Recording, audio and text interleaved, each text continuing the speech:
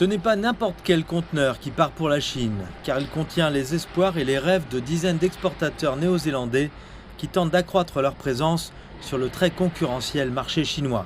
Et voici l'un des produits qui se trouve dans ce conteneur.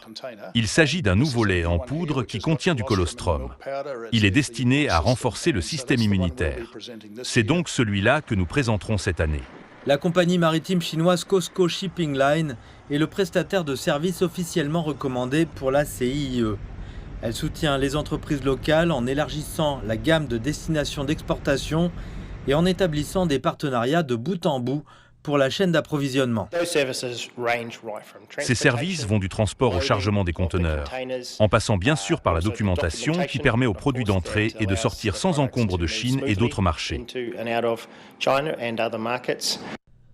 L'exposition internationale des importations de Chine attire environ 3500 exposants de plus de 100 pays, mais seuls 170 de ces exportateurs ont participé aux 7 éditions précédentes du salon.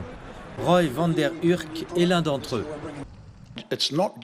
Ce n'est pas seulement notre entreprise, c'est pour le monde entier et c'est pour améliorer le commerce, donc il faut en être. Cette année, les expéditions en provenance de Nouvelle-Zélande comprennent une grande variété de produits de consommation, allant des aliments diététiques au miel et au vin.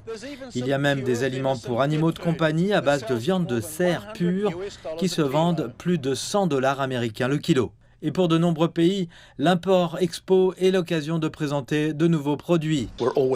Nous lançons constamment de nouveaux produits, mais notre objectif principal reste le même.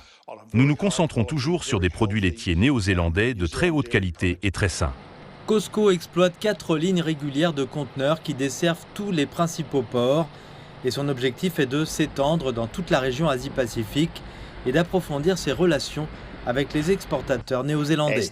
À mesure qu'ils pénètrent le marché et se développent, notre capacité augmente et nous grandissons ensemble. C'est bénéfique pour tout le monde.